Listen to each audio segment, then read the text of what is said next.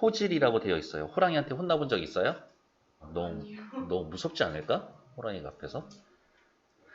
호랑이는 아니고 우리 딸내미 때문에 옛날에 에버랜드 그 사파리 백스테이지 투어가 있거든. 거기에 가면 이렇게 철조망이 있고 밧줄을 하나 연결해서 암사자야? 크지도 않은 것 같아. 앙 하고 물고 있어. 아빠들 나오세요 라고 해가지고 여기에서 아빠들 6명이 이렇게 줄 생겨서 땡기는데 꿈쩍도 안 해. 땡긴다고요? 밧줄을 땡기는데 이게 윽이 아니라 그냥 벽에다가 박아놓고 그 줄 땡기는 그런 느낌이야. 힘이 엄청나더라고. 그래서 와, 저 만나면 그냥 죽어야겠구나. 사자가 이렇게 물고 있는 거예요? 그냥 밧줄 이렇게 물고 있어. 그래서 아빠들 보고 땡겨보래. 한 6명이서 땡기는데 땡겨지지가 않아. 엄청 무서워. 그러니까 이런 애들 만나면은 한 방에 죽여주세요. 그냥 그게 소원이야. 뭐 살겠다는 생각을 버려야 돼. 이 작품은 호랑이를 의인화하여 호랑이가 사람 혼낼 거거든요. 조선 후기 사회의 모순을 풍자합니다. 그럼 우리가 해야 할 일은 뭐예요? 이 풍자하는 조선 후기 사회의 모습이 어떤 건가? 한문 소설입니다. 우화를 통해서 그렇죠. 동물이 주인공이 될 거니까 풍자의 형식을 띠고 있고 주제의식을 전달하는데 어떤지 웹툰과 비교해 볼 거래요. 박지원 선생이 한문으로 쓴 단편소설이고요. 우의적, 돌려 말한다는 얘기죠. 풍자, 비꼰다는 이야기고요. 비판, 조선 후기 양반들을 비판할 겁니다.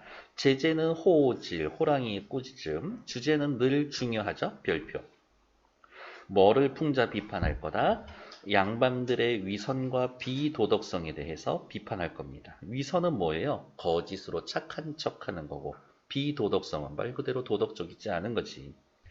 호랑이를 의인화하여 양반들의 위선과 비도덕성을 비판합니다. 비판 대상, 그럼 양반, 혼나는 놈이 있어야 되는데 누굽니까? 북각선생. 직접적으로 혼나는 건 북각선생이지만 북각선생하고 바람나 있는 과부 독리자도 있고요. 희화화, 크크크, 웃겨, 풍자의 효과를 보여주고 있습니다. 밑으로 잠깐 내려올게요. 제목 호질의 의미. 호랑이의 꾸짖음이라는 말입니다. 이 작품에서는 호랑이가 자신들과 인간의 행동을 요 말 중요해요. 비교 대조해서 인간의 부도덕한 모습을 드러냅니다. 인간에게 교훈을 주려고 하는 너 그러면 되겠냐? 안 되지 않냐? 훈계조와 연설조의 어투를 취하고 있습니다. 인간과 호랑이는 여기에서 명백하게 위계 질서가 있습니다. 명백하게 위계가 있어요. 혼내면 혼날 수밖에 없어. 근데 또 그게 아니라요. 변명할 것도 없기는 하고. 다음 옆 페이지 오른쪽 먼저 미리 보고 갈게요. 풍자의 대상 북각선생. 높은 학식과 고매한 인품을 지닌 선비로 추앙을 받지만 과부 독리자와 밤마다 만나고 있지. 독리자, 수절하는 과부로 알려져 있지만 성이 다른 5 아들을 두었어. 아들이 5일 수는 있어. 근데 성이 5인 거는 조금 문제가 되지. 수절 잘하는 과부라고 해놨는데.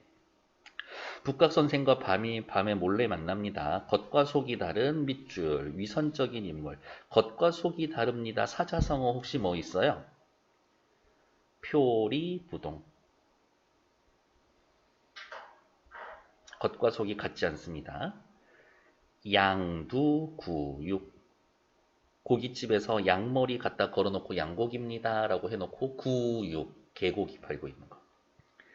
독리자의 5 아들들, 북각선생과 독리자의 부정한 행동을 목격하지만 실상을 인지하지 못합니다. 그냥 멍청이 정도라고 생각하시면 되겠고, 읽기 중 활동은 조금 이따가 보면 되겠고요. 다시 앞 페이지로 돌아올게요.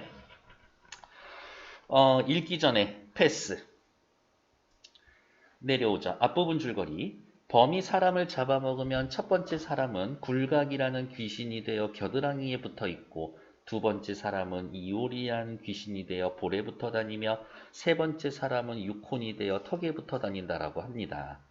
어느 날 범이 먹을 것을 구하려고 하는데 마땅한 것이 없어서 굴각, 이홀, 육혼, 3 귀신에게 묻습니다. 어머, 이 주인공 요 호랑이는 적어도 사람 3은 먹어봤네. 3 사람의 말을 듣고 범은 의원을 잡아먹자라니 의심이 되고 무당의 고기는 불결하다라고 생각이 되고, 그래서 비록 탐탁지 않으나 썩 마음에 들지는 않지만 덕망을 지닌 유학자의 고기를 먹기로 합니다. 라고요. 스치듯 순식간에 지나갔지만 의원과 무당도 어떻게 비판의 대상인 거죠. 이제 본문 또 들어갑시다. 정나라 어느 고을에 라고 하면서 우리나라가 아닌가 봐요. 정나라라고 하면서 공간적 배경이 나타나 있고 어차피 우리나라 사람인데 그냥 우리나라 배경으로 해주지 왜 그랬을까? 당시로서는 양반을 직접적으로 비판할 수가 없으니까 옆에다가 이렇게 써놓을까요? 당시 지배계층인 양반에 대해서 직접 비판할 수가 없었기 때문에 이러한 공간적 배경을 다른 나라로 써놓은 거다. 어느 고을에 벼슬 하기를 좋아하지 않는 척하는 이미 여기에서부터 겉과 속이 다르구만 표리부동하고 있죠. 선비 하나가 살고 있었으니 이름을 북곽선생이라고 불렀습니다. 인물 소개. 나이 40에 손수 교감한 책이 10,000권이고 어마어마하네. 구경 9개의 경서의 뜻을 풀이해서 책으로 엮은 것이 15,000권이다. 어마어마하네. 해석서만 15,000권이래. 지금 책으로 생각하시면 안 돼요. 한 권은 옛날에 죽간 있지. 대나무에 쓰는 거. 이렇게 한 손에 들어오는 게 한 권이야. 이렇게. 천자가 그 뜻을 가상히 여기고 제후도 그 이름을 흠모했다. 천자세모. 제후들 세모.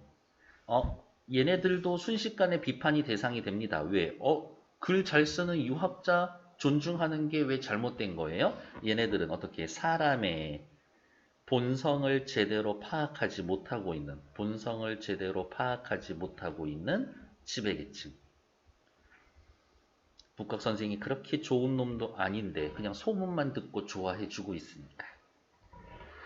다음 인물 1이 나왔고요. 인물 2. 같은 고을 동쪽에 젊은 나이에 남편을 잃은 아리따운 과부 한 명이 살고 있었는데 이름은 동리자라고 했다. 동쪽 마을에 사는 여자. 그냥 이런 뜻이에요. 이름은 아니야.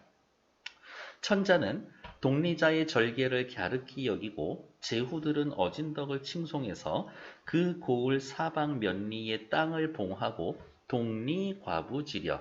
동리라고 하는 과부의 지역, 사는 땅이름을 붙여줬습니다. 동네 이름이 내 이름이야. 이렇게. 이렇듯 동리자는 수절 잘하는 과부였음에도 불구하고 문제가 있나? 그의 아들 5은 모두 성이 달랐다. 어머, 세상에 결국에는 뭐예요? 동리자의 절개가 거짓이다. 역시 표리부동하고 있는 거죠. 소문이 잘못 났네. 하루는 그 5 아들이 함께 모여서 우리는 이미 알고 있죠. 요 5 아들들도 풍자 비판의 대상이 됩니다. 라고 이야기를 하면서 밑에다가 미리 씁시다. 얘네들은 상황 파악을 못해. 벌어지고 있는 상황 파악을 하지 못합니다. 옆에다가 그냥 간단하게 쓸까? 멍청멍청.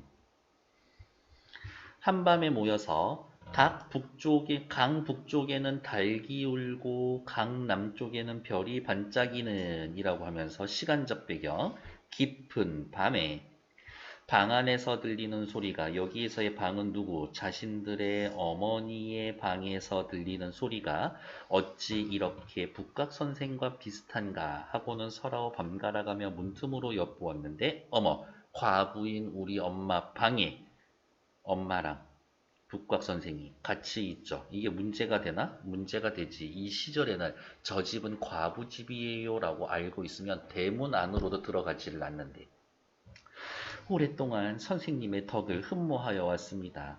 원컨대 오늘 밤에는 그 선생님의 글 읽는 소리를 듣고자 합니다. 글 읽는 소리 듣고 싶으면 들을 수도 있지. 그런데 왜 하필 밤에 단둘이 만나나? 얘네들이 지금 둘이서 부정한 관계를 맺고 있어요. 라고 또 확인해 놓으면 되겠지. 다음 페이지. 북곽선생이 옷깃을 여미고 꿇어앉아서 시 한 장을 읊는다. 근데 이미 이런 장면 자체가 너무 위선적이지 않나? 밤에 남녀 둘이서 방 안에 같이 있는데 무슨 시를 듣고 있어. 병풍에는 원앙새여. 원앙은 사랑을 상징하죠. 남녀 간의 애정을. 반딧불은 반짝반짝. 너하고 오늘 반짝반짝하는 밤을 보내고 싶어. 가마솥과 세발솥 무엇을 본떠서 만들었나. 흥이라. 여기에서의 흥은 즐거울 흥자예요. 그래서 무슨 얘기하고 싶은 거야? 당신과 오늘 즐거운 밤 보내고 싶어요. 밑에 학자로 존경받는 북각선생과 수절하는 과부지만 성이 다른 5 아들 동리자가 한밤중에 몰래 만나고 있다. 밑줄 둘 다 위선적이고 비판의 대상이 됩니다. 이렇게 보면 5 아들은 당장 문을 박차고 들어가가지고 도대체 이렇게 유명하고 고매한 정신으로 소문나 있는 북각선생, 과부인 우리 어머니 방에서 뭐 하는 겁니까? 라면서 두들겨 패고 쫓아내기라도 해야 되는데 얘기에 과부의 문에는 함부로 들어서지 않는다라고 했는데 인용 북각선생은 현자이시니 저 사람은 북각선생이 아닐 테고 진실을 파악하지 못하고 있죠. 지 눈으로 보고서도 북각선생이 아니라고 생각해. 내가 듣기로는 정나라 성문이 헐어서 여우 구멍이 생겼다라는데 저거 여우 아닐까? 여우가 1000년을 묵으면 요술을 부려서 사람 모양으로 변할 수 있다라고 말했지. 사람 모양으로 변한다라는 것 자체가 어떻게 해요? 자신의 본 모습을 숨깁니다. 본 모습을 숨겨 은폐하는 거죠. 딱 북각선생이지. 저놈은 필시 여우가 북각선생으로 둔갑할 거다.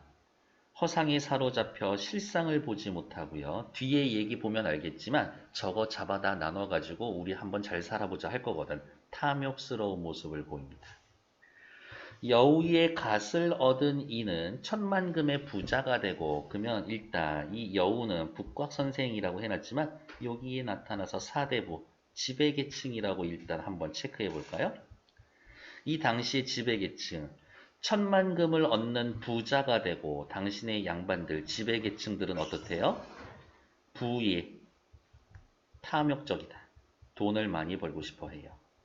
여우의 신을 얻는 이는 대낮에도 그림자를 감출 수 있다라고 하지. 자신의 본심 혹은 자신의 정체를 은폐하려고 합니다. 양반들은 다 그렇다고. 그리고 꼬리를 얻는 자는 남을 잘 꼬드겨서 자신을 좋아하게 만든다라고 이야기를 하는데 어머 양반놈들 감언이설 해서 남들 유혹하고 기만하는 존재들이다. 우리 저 여우놈을 잡아 죽여서 나눠 갖는 게 어떨까? 우리도 한번 부를 가져보고 우리의 못된 본성을 감춰보고 남들 말로 속일 수 있게 해봅시다. 바로 탐욕적인 태도지. 이에 5 아들이 함께 어미의 방을 에워싸고 안으로 들이닥쳤다. 북각선생은 깜짝 놀라 불이 나게 내빼면서도 지도 잘못한 건 알지. 그 와중에 남에게 자신이 알아볼까 겁이 나서 어떻게 자신의 정체를 숨기고 싶어 하는 거죠? 바로 위선적인 거지. 한 다리를 들어 목에다가 얹고 귀신마냥 춤추며 문을 빠져나왔다. 밑에다가 써볼까요? 크크크. 바로 해학적이지. 그리고는 그렇게 달아나다가 벌판에 빠져놓은 똥구덩이에 빠지고 말았습니다. 이 똥구덩이는 어떻게 해요? 양반의 정체를 폭로하는 중요한 소재가 되겠지.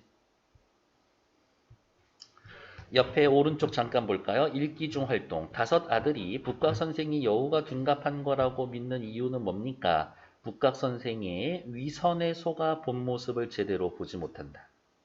따라서 북각선생이 아니라 여우라고 생각해 봅니다. 밑에 읽기 중 활동. 우스꽝스러운 모습을 상상해 봅시다. 점잖은 유학자였었지만 밤에는 과부와 미회를 즐기는 부도덕한 인물, 자신의 위선적인 모습이 알려질까봐 두려워서 우스꽝스러운 모습으로 보이다가 똥구덩이에 빠지고 맙니다. 똥통에 한번 빠져본 적 있어요? 그래요? 나는 옛날에 바란짝 한번 들어가 본 적 있는데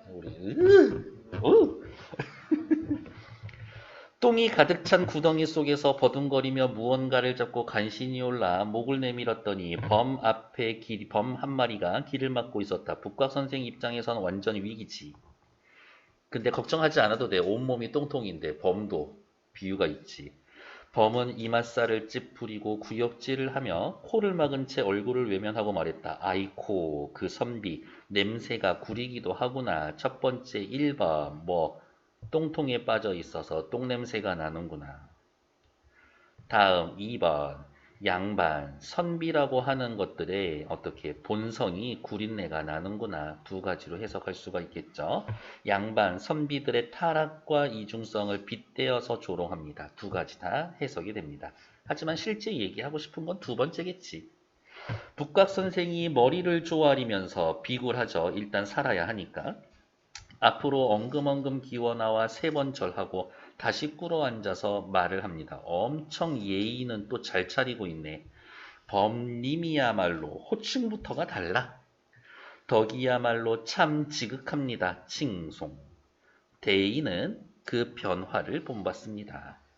제왕은 그 걸음걸이를 배웁니다.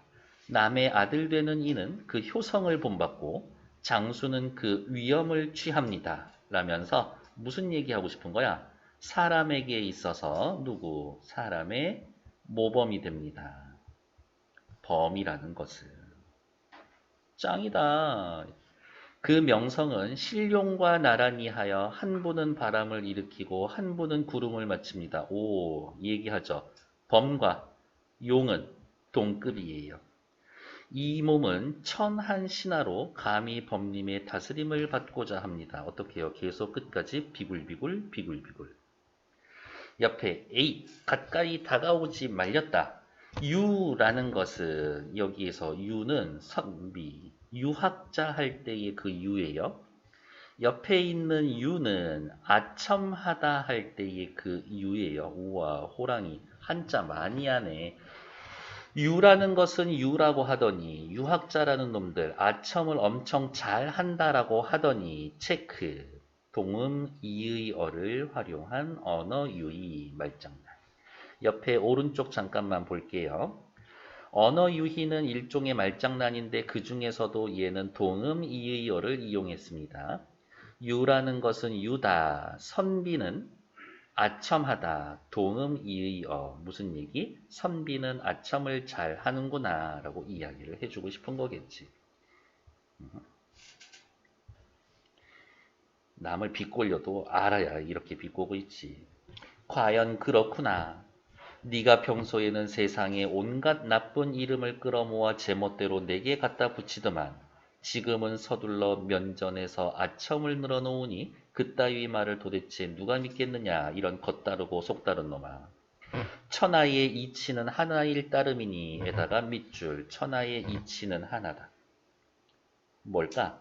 범이 악하다면 인간의 본성도 악하고 사람의 본성이 착하다면 범의 본성도 착한 것이다. 괄호. 방금 괄호친 부분에서 해주고 싶은 이야기는 뭐예요? 범이 악하면 사람도 악하고 범이 착하면 사람도 착하다. 범과 사람은 어떻게? 같은 존재다. 세상에 있는 모든 존재는 동일하고 동등한 존재다. 다 같은 거야. 근데 평소에 니들 나보고 못된 놈이라고 악한 이름 다 붙여줬지. 인간이 그런 존재지 이놈아.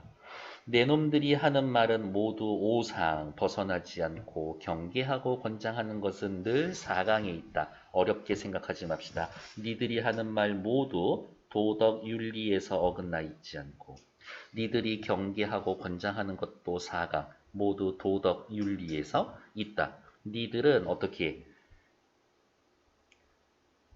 인간이라는 놈들은 아이쿠야 아침은 아침이구나. 양반 니들 인간들 말만 하면 니들은 윤리 이러고 있지. 그렇지만 사람 사는 동네에 코가 베이거나 발이 잘리거나 얼굴이 문신이 새겨진 채 자리는 코가 베이거나 발이 잘리거나 얼굴에 문신이 새겨진다. 이런 것들 전부 다 뭐예요? 형벌의 종류죠. 형벌을 내립니다. 얘네들 다 누구란 이야기야? 죄인이란 얘기지. 어떠한 죄를 지었을까? 윤리, 오륜을 어긴 자들이다. 니들은 그렇게 입만 벌리면 윤리 하는데 이렇게 윤리를 지키지 않아서 벌받는 놈들이 왜 이렇게 세상에 득식을 하냐? 이들을 잡아들이고 벌하기 위해 제 아무리 오랏줄, 도끼, 톱 등을 써도 형벌 도구죠. 인간의 악행은 당최 그칠 줄을 모른다. 별표. 말과 행동이 다른 인간 사회의 모습. 밧줄이나 먹바늘, 도끼나 톱 따위가 행행하니 얘네들도 형벌 도구. 악행이 그칠 리가 없다. 범의 세상에는 원래 이런 형벌이 없는데 이것을 본다면 밑줄 범의 본성이 인간보다 더 어질다라는 뜻이 아니겠느냐 물음표 서리법. 오른쪽 잠깐 가서 볼게요. 여기에 나타난 범의 의미에서 범은 인간의 위선과 부도덕을 비판하는 중요한 말이네요. 작가의식의 대변자다.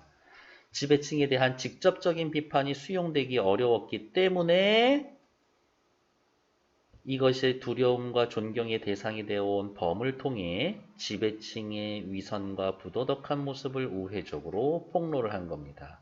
야, 박지원이 너 일로 와. 너 이런 글을 썼다라고 하는데 지금 나 돌려가기 얘기하는 거야? 아유, 설마요. 그냥 호랑이가 하는 말인데요. 지어낸 얘기잖아요. 호랑이 말하는 거 들어보셨을까? 없죠. 그러니까 말도 안 되는 얘기인데 신경 쓰지 마세요. 요 정도 이렇게 빠져나갈 구멍을 만들어 놓는 거지. 밑에 범은 지금까지 요까지 장면만 보면은 뭐 얘기하고 있어요? 인간의 표리부동한 것. 남의 것을 빼앗는 탐욕스러운 모습, 해치는 포악함 등을 비판하고 있습니다. 그렇죠.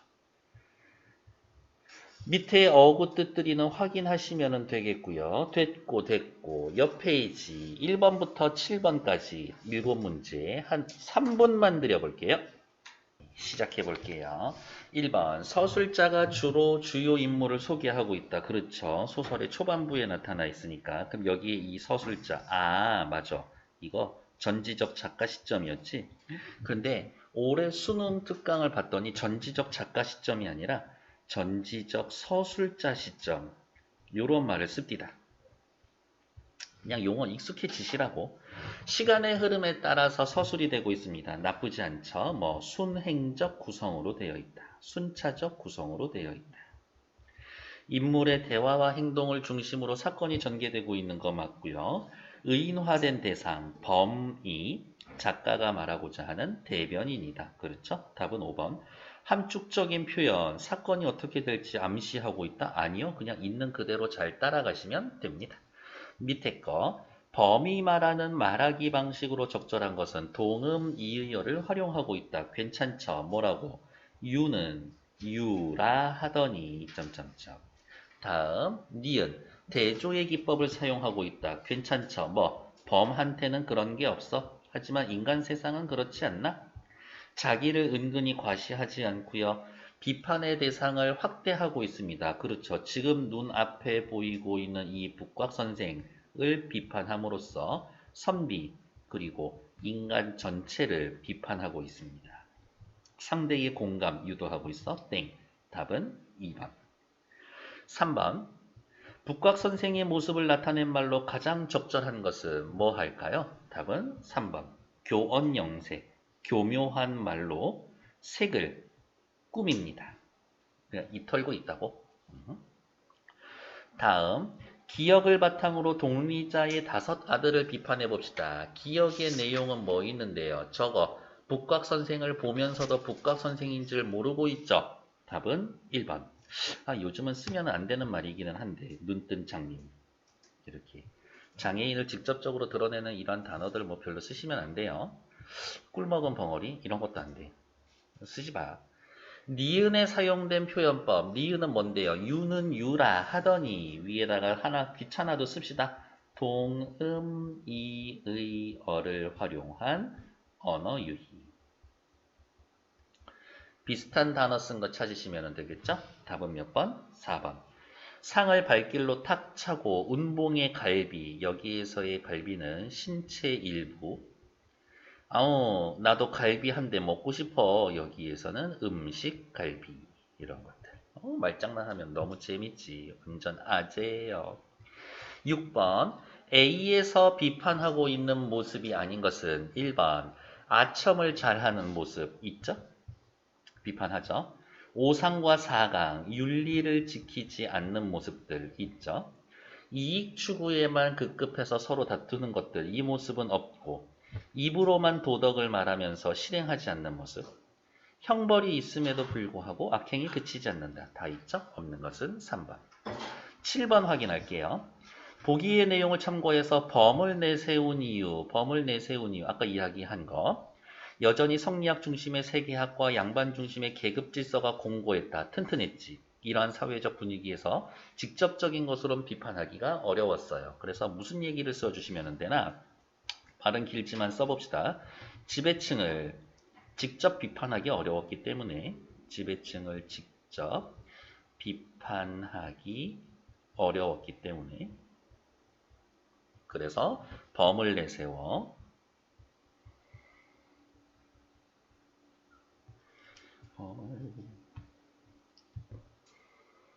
범을 내세워 우회적으로 비판을 하는 것이다. 빠져나갈 구멍 만드는 거라고. 이렇게 아저씨 침이라고 똑똑해. 이라고. 뒷페이지 또 확인하도록 할게요. 옆에 것 잠깐만 먼저 봅시다. 범은 이런 식으로 이야기를 할 거래요. 인간 세상이 형벌이 심한데도 악행이 그치지 않고 있다. 범의 세상에는 형벌이 없다. 대조. 인간은 탐욕스럽게 남의 것을 빼앗지만 범의 도는 공명정대하다. 대조. 인간의 먹고 사는 행태는 포악해서 같은 사람들끼리도 해치지만 범은 천성이 온전해서 같은 부류는 잡아먹지 않아. 착하고 성스럽다. 역시 대조.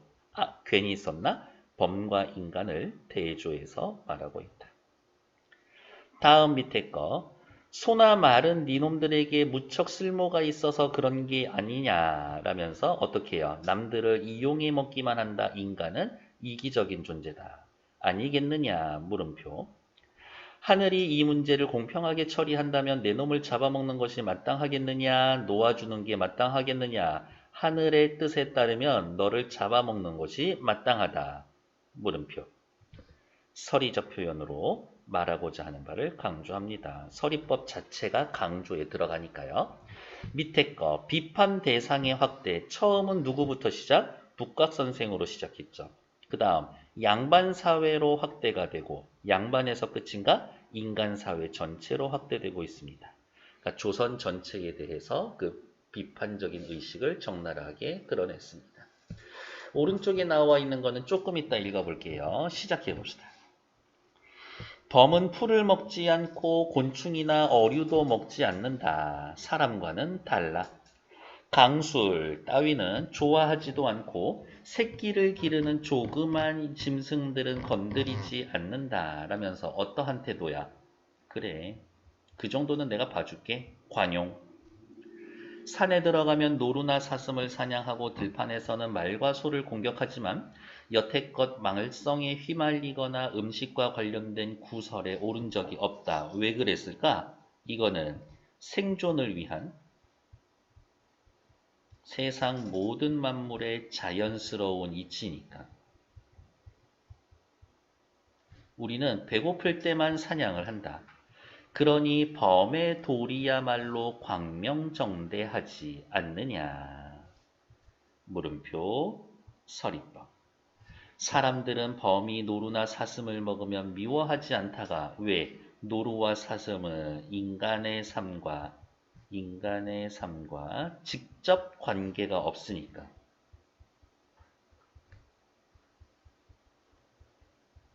인간에게 직접적으로 도움이 되는 동물은 아니니까.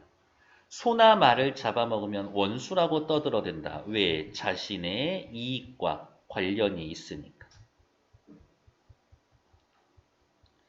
그게 다 노루와 사슴은 사람에게 쓸모가 없지만 소와 말은 내게 무척 쓸모가 있어서 그런 것이 아니겠느냐? 물음표 서리법. 인간이란 어떠한 존재냐? 자기한테 이익이 되냐 안 되냐만 따지고 있는 이기적인 존재다.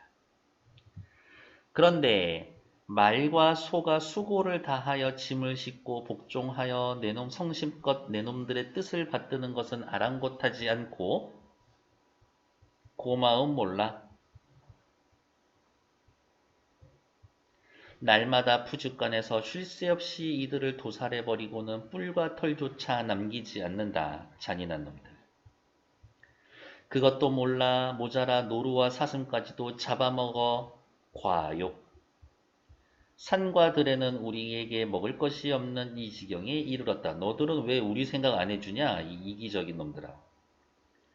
하늘이 이 문제를 공평하게 처리를 한다면 이 문제 어떠한 것들 산속에 있는 동물까지 사냥해서 산속의 동물들을 굶주리게 만드는 걸 공평하게 처리한다면 내 놈을 잡아먹는 것이 마땅하겠느냐 놓아주는 것이 마땅하겠느냐 물음표 서리법.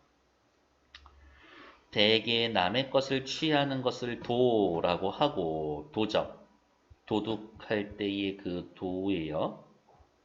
그러니까 어떻게?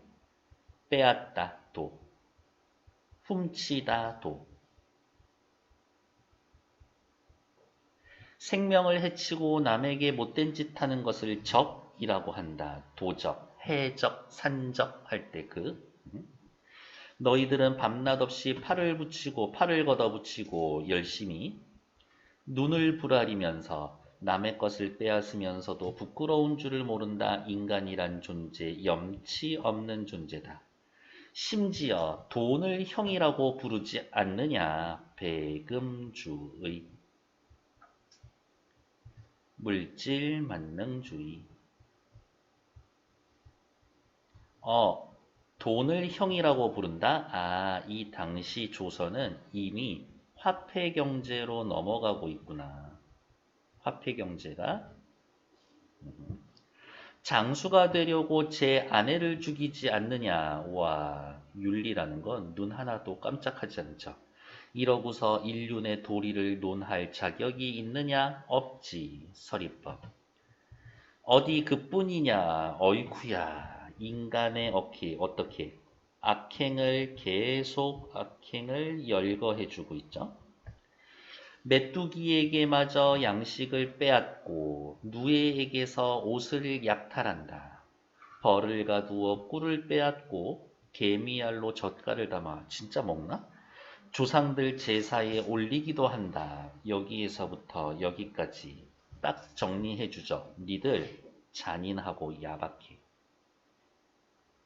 잔인하고 야박함을 나타내는 것들을 메뚜기, 누에, 벌, 개미알을 통해서 예시, 열거를 하고 있죠. 너희들보다 심한 경우가 또 어디 있단 말이냐. 서리법. 내 놈들이 이를 말하고 인간의 본성을 논할 때 걸핏하면 하늘을 끌어들이지만 하늘이 명한 바를 본다면 밑줄, 범이든 사람이든 다 같은 존재다. 우리 요거 앞에 이야기했었던 저기 누구예요? 세상의 이치는 하나다. 그 얘기인 거죠. 하늘과 땅이 만물을 낳아 기르는 인의 견지에서 논한다라고 하면 하늘의 도리는 뭐다? 범, 메뚜기, 누이의 벌, 개미와 함께 길러져서 서로 거스르지 않아야 하는 법이다. 하늘은 이야기를 했다. 세상의 모든 만물을 내놔주고 어떻게 공존, 공생하라. 하늘은 그렇게 만들어놨는데 선악의 척도로 삼아 따져보더라도 벌과 개미의 집을 아무렇지 않게 약탈하는 놈은 천하의 큰 도둑이 아닐 수도 없고 천하의 큰 도둑, 인간. 내키는 대로 메뚜기와 누에의 살림을 빼앗아 훔쳐가는 놈, 인간은 인의, 어짐과 올음을 해치는 도적이 아닐 수가 없다. 그냥 한마디로 정리해 줄게. 인간은 큰 도적이다. 속으로 너도 남 해쳐서 고기 먹잖아요. 범은 지금까지 표범을 잡아먹은 적이 없는데 동류 같은 류. 이는 가까운 핏줄을 차마 해칠 수 없어서 그런 것이다. 그런데다가 범이 잡아먹는 노루사슴보다 사람이 잡아먹는 노루사슴의 숫자가 훨씬 많다. 진짜 먹으려고 잡아먹는 건가? 아니죠. 인간의 욕심 때문에, 탐욕 때문에. 사냥이 스포츠 같은 거였었잖아요. 이렇게 즐거움이라고 하지 말자. 인간의 쾌락을 위해서 너네 사냥하는 거 아니냐. 범이 잡아먹는 소나 말의 수도 사람이 잡아먹는 말의 소나 말보다 훨씬 적을 것이고 범이 사람을 먹는 것을 헤아려 보아도 저희들끼리 잡아먹는 수보다는 훨씬 많을 것이다. 아, 사람들은 어떻게? 지들끼리도 잡아먹는답니다. 진짜 고기로 잡아먹는 게 아니라 서로를 해치는 걸 이야기하겠지. 지난해 관중지방의 예시. 크게 가물었을 때 사람들끼리 서로 잡아먹는 것이 몇만 명은 되었다 하고 그보다 더 산동지방에 물난리 났을 때 사람들이 역시 수만 명이 잡아먹었다고 한다. 그렇기는 해도 사람들이 잡아먹는 일은 저 춘추시대하고 견줄 수가 있겠는가? 범이 이야기합니다. 지들끼리 잡아먹은 것 최고는 춘추시대. 범이 생각하죠. 춘추시대가 역사상 가장 극악한 시기였었다. 이렇게 이야기를 해주고 있죠.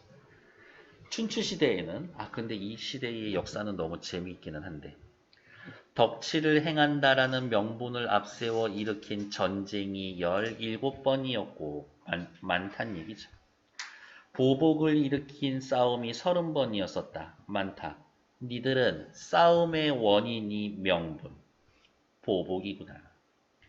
흘린 피는 천리에 이어지고 쓰러진 시체는 백만구나 되었었다. 이거를 과장이라고 하기에도 좀 그래요. 이거 실제 거의 이랬었으니까. 진나라 같은 경우에는 저기 어디야 장평대전 이런 데서 한 30만 명을 살아있는 사람을 땅에다 묻고 막 그랬습니다. 그렇지만 범의 세상에서는 홍수나 가뭄을 알지 못하기에 하늘을 원망하는 법도 없다. 범은 하늘을 원망하지 않는다. 원수가 무엇인지 은혜가 모른 채 살아가고 있다. 다른 존재에게 미움을 살 리가 없다. 범은 천명을 알고 거기에 순종함으로 무당이나 의원의 간사한 속임수에 넘어가지도 않고 타고난 바탕으로 천성을 온전히 실현함으로 세상의 입속에 병들지 않는다.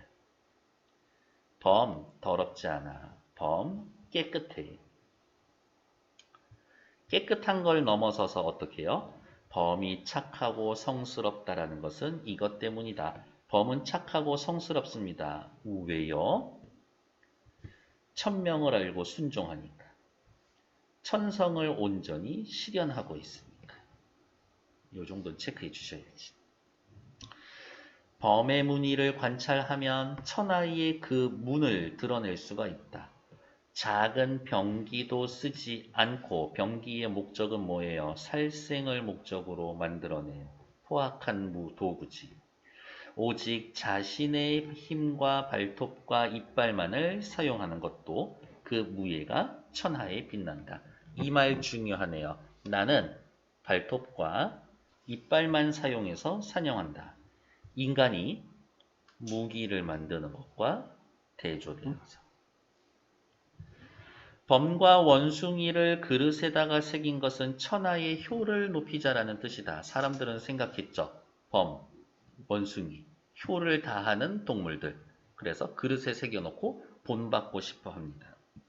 하루에 한 번 사냥하고서 그 먹이를 까마귀, 솔개, 참개구리, 말개미 등과 함께 나눠 먹으니 그 인이야말로 말로 다하기 어렵다.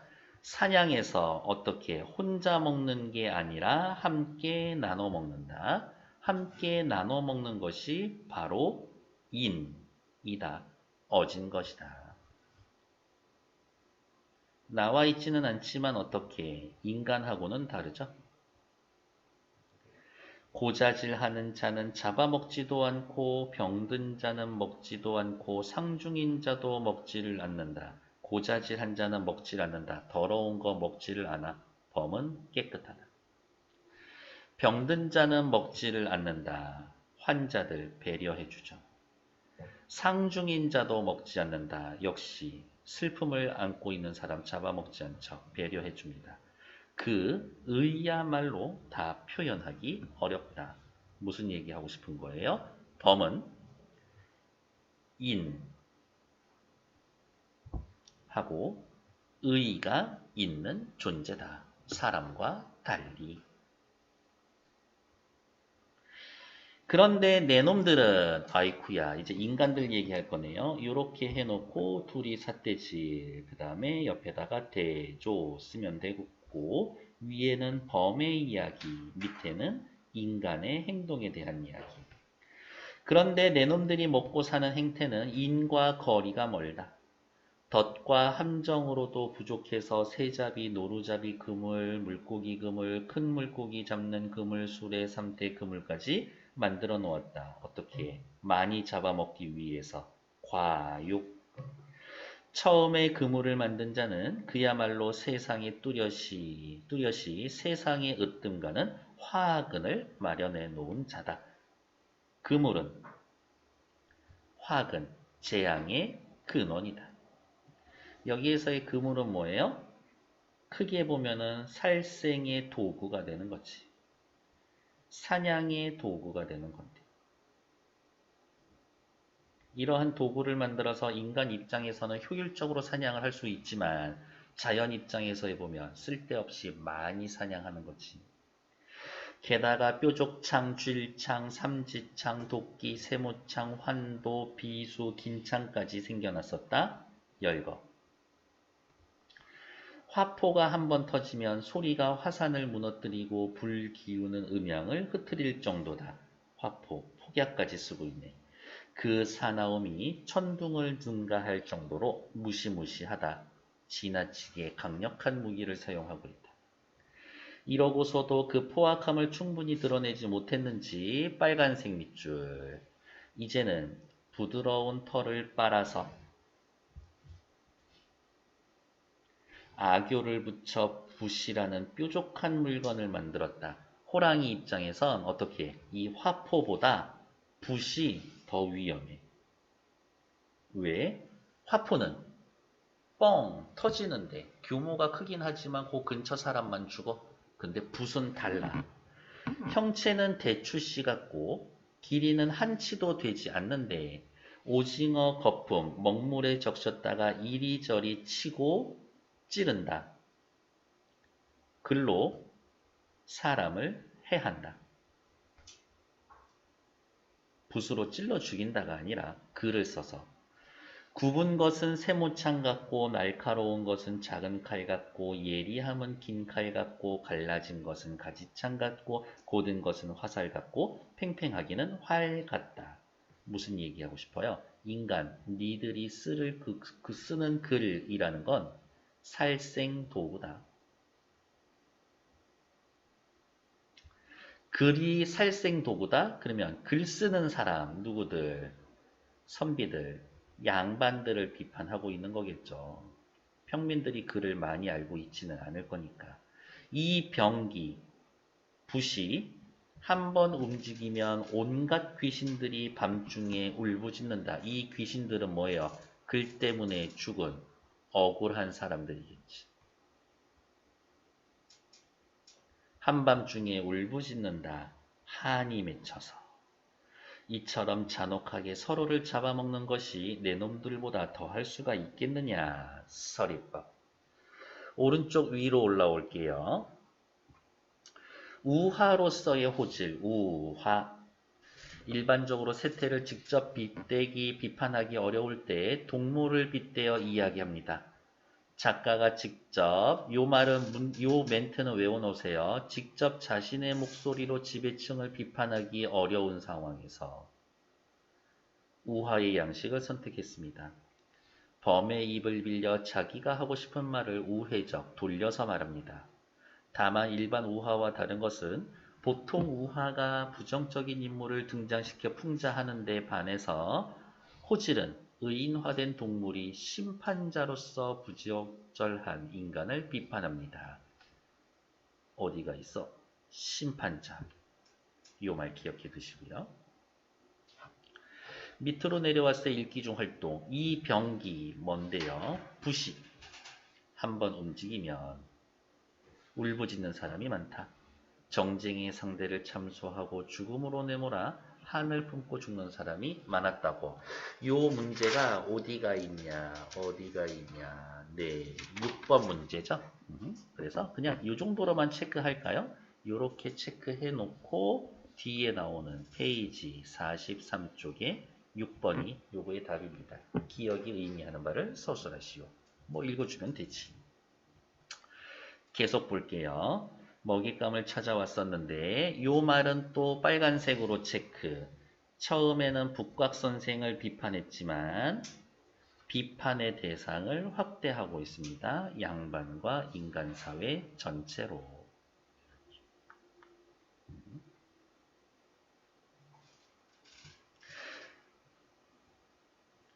북곽 선생이 한 발 물러나 엎드렸다가 엉거주춤 일어나 머리를 거듭 조아리며 말을 했다. 이제 할 말이 없어.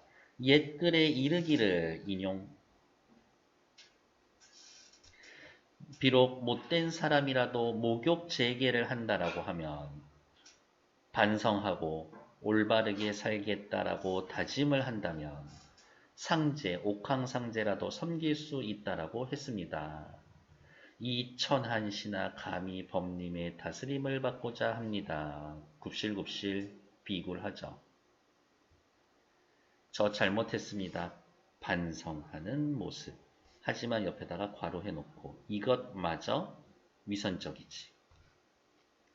북각 선생은 조용히 숨을 죽이고 귀를 기울였으나 지금 북각 선생 이제 어떤 상황인 거예요?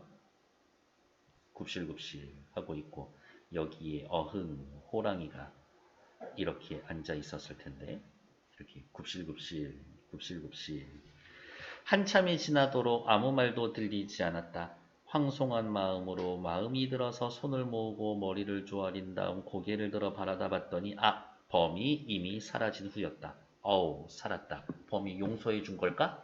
아니죠. 더러워서 안 먹고 간 거지. 그래서 이제 나중에 집에 돌아가가지고 자기 몸에 붙어있던 귀신 또 혼낼 것 같아요. 야씨 좀 좋은 것 좀 가져오지. 나한테 이런 거 먹으라고 그러고. 아침 일찍 밭 갈러 왔던 농부가 물었습니다. 농부에다 동그라미. 아니 선생께서는 어인일로 이 아침의 들판에다가 절을 올리십니까? 북각 선생이 대답을 했다.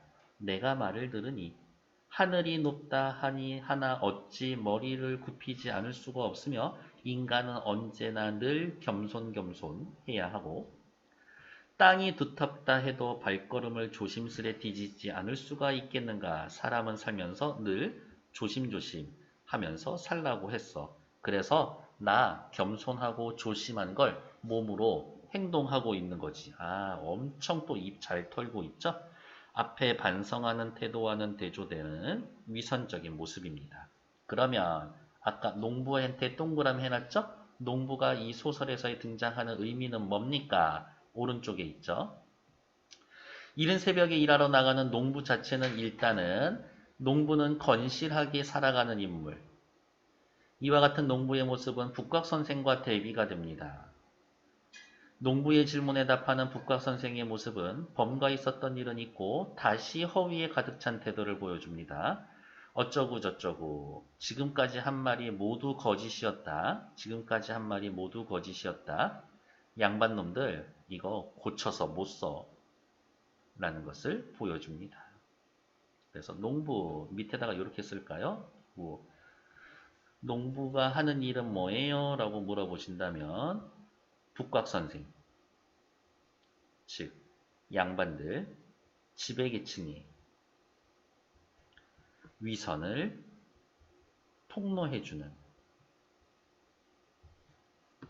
역할을 해줍니다. 그리고 옆으로 나와서 농부 북각 선생, 농부 동그라미, 북각 선생 세모 체크해 놓고 둘이서 서로 삿대질. 이렇게 확인해 놓으시면 되겠죠. 밑에 거 볼게요. 범이 사라진 것을 알자. 다시 밑줄. 다시 위선적인 모습을 보여줍니다. 이걸 못 고쳐. 이렇게. 그래서 사람은 고쳐 쓰는 거 아니야. 저는 그런 생각해요. 그래서 언제나 늘 좋은 사람이 되려고 그냥 자신을 사랑하는 사람이 됐으면 좋겠습니다. 그게 중요하지 뭐. 1에서부터 다 확인했고요. 7번 볼게요. 마지막 장면에서의 농부를 등장시킨 작가의 의도는 뭡니까? 라고 이야기를 하면 간단하게 후려서 치면 정신 못 차리고 있는 양반의 이중성을 풍자하기 위해서. 이중성을 폭로라고 하자. 폭로하기 위해서.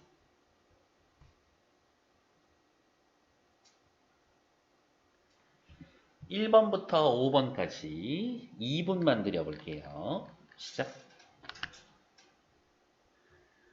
시작할게요. 범에 대한 설명으로 적절한 것은 서민의 입장을 대변하고 있다? 아니야. 이거 완전 따지면 범이 제일 꼭대기에 있고 인간은 그 밑에 있어요. 인간을 심판합니다.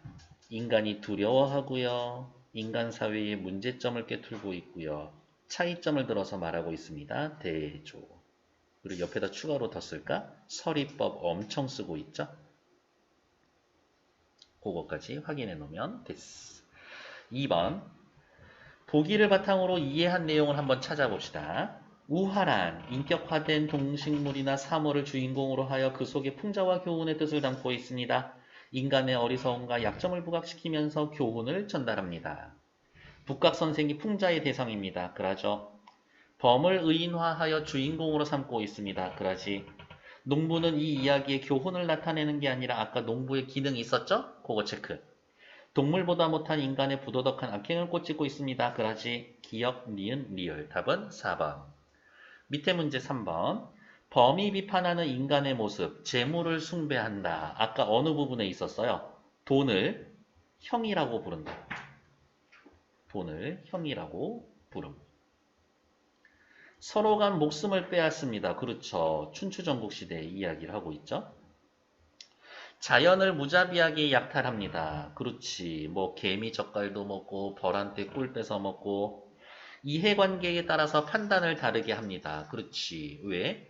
범이 사슴노루 잡아먹는 거는 아무 신경 쓰지 않고 있다가 사슴노루 잡아먹는 건 신경 쓰고 있지 않다가 지들이 키우는 소나 말 잡아먹으면 지랄지랄을 하지. 답은 5번. 명분만 중시하고 실리를 추구하지 않는다. 아우, 이런 얘기도 엄청 하고 싶었을 텐데 이러한 이야기는 천문 쉬는 것 같아요. 뭐 굳이 할 필요 없는 얘기였었고. 위로 올라와서 4번. 범의 말하기 방식. 직설적으로 대놓고 이야기합니다. 뼈 때리고 있죠? 대상과 관련된 사실의 근거를 두고 있다. 그 전에 사람들끼리 엄청 잡아먹었었는데 중국에 이런 일이 있었을 때, 이런 일이 있었을 때. 비판의 기준으로 새로운 덕목을 제시하고 있는 것은 아니죠. 니들이 겉다르고 속다르고 말다르다는 얘기를 하는 거지. 서리법 엄청 쓰고 있고요. 대조도 엄청 이야기해주고 있죠. 답은 3번. 5번 문제. 북각선생의 말과 두꺼비의 공통점으로 가장 적절한 것은 여러분들 요 시조, 사설시조는 많이 보셨을 텐데 알고 계실 거예요. 두꺼비는 백성들 괴롭히는 관리들, 지방관리들, 혹은 지배층, 어디가 있냐, 지방관리들 혹은 지배층이라고 이야기를 해도 되겠고, 여기에 나와 있는 파리는 힘없이 수탈당하고 있는 백성. 밑에 나와 있는 백송골은 매인데요. 저 서울의 힘이 센 중앙관리 혹은 두꺼비를 지배계층이라고 봤었을 때에는 외세 이렇게 볼 수도 있습니다. 시작해보죠. 두꺼비가 파리를 물고서 백성들 수탈하고 있죠. 두엄 위에 치달아 앉아서 여기에서의 이 두엄은 부정적으로 축제해 놓은 재산들, 부정적으로 축제, 쌓아놓은 재산. 건너산을 바라봤더니 백송골이 떠 있거늘. 지금 이런 느낌이죠. 두꺼비가 이렇게 있고요. 입안에 파리를 하나 이렇게 물고 앉아 있는데 저기 멀리서 백송골 매 한 마리가 이렇게 날아오고 있죠. 아, 그림 저렴하다. 두엄이 치다를 앉아서 연습해 오겠습니다. 멀리서 보기만 해도 가슴이 끔찍하여. 겁먹었죠?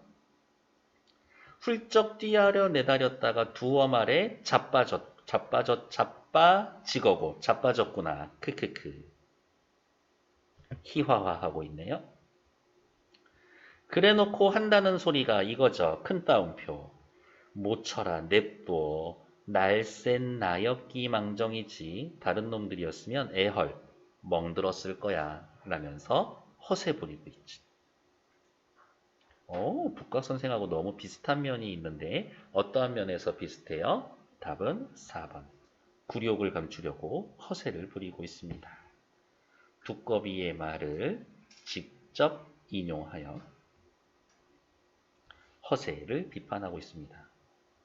6번 확인했고요. 7번 다 봤었죠. 다음 페이지 볼게요. 조금만 더 하면 됩니다. 힘내볼게요. 북각선생과 동리자의 인물 유형을 살펴봅시다. 높은 학식과 고매한 인품을 지니고 있는 북각선생. 동리자, 현숙한 과부, 평판은 그렇죠. 2번, 북각선생과 동리자 사이에서 벌어지는 사건을 바탕으로 두 사람의 실제 인물을 찾으면 어디가 있을까? 북각선생은 아첨하면서 목숨을 구걸하고 동리자는 수절을 잘한다라고 소문이 나 있지만 실제로는 여러 남자 만났고 미래를 즐기는 이중적인 모습을 보여줍니다. 따라서 북각선생은 평판이 달라 부도덕하고 겉으로만 고상한 척하는 위선적인 인물들입니다. 이중적인 모습을 보여주는 위선적인 인물, 이 정도만 체크하시면 되겠죠. 밑에 북각선생을 꾸짖으며 인간 세상을 비판합니다. 비판한 내용은 엄청 많으니까 패스. 말하기의 특징, 구체적인 사건 사례 열거.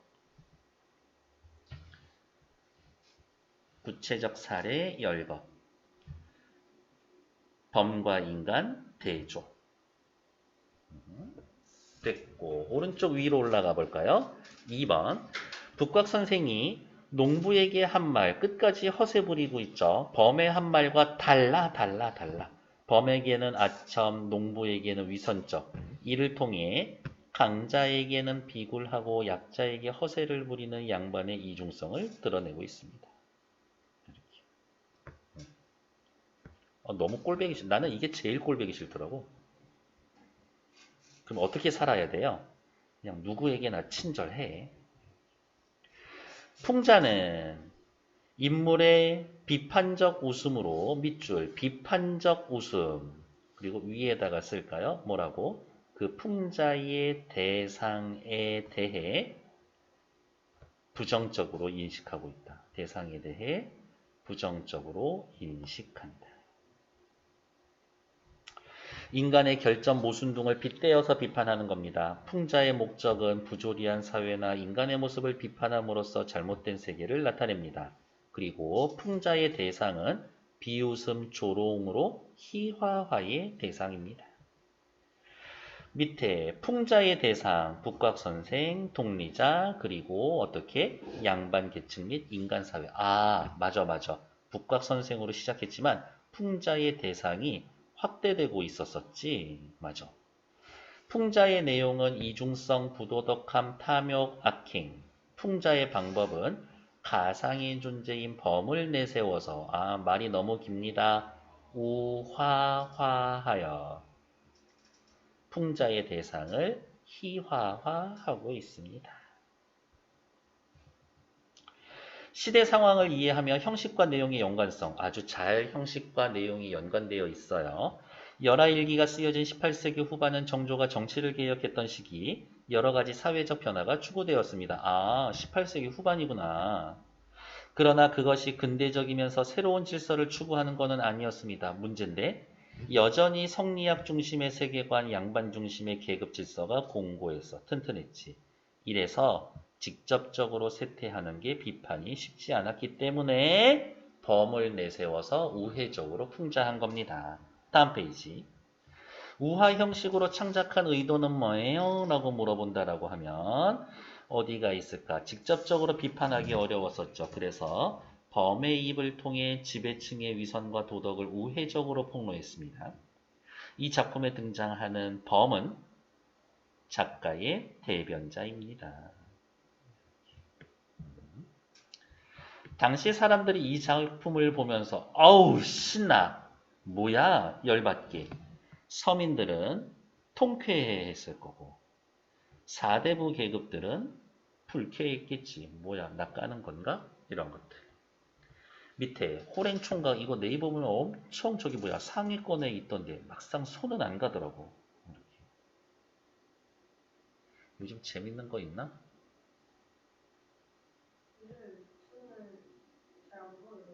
그래요? 요즘 또 옛날에 진짜 잘했어요. 그래?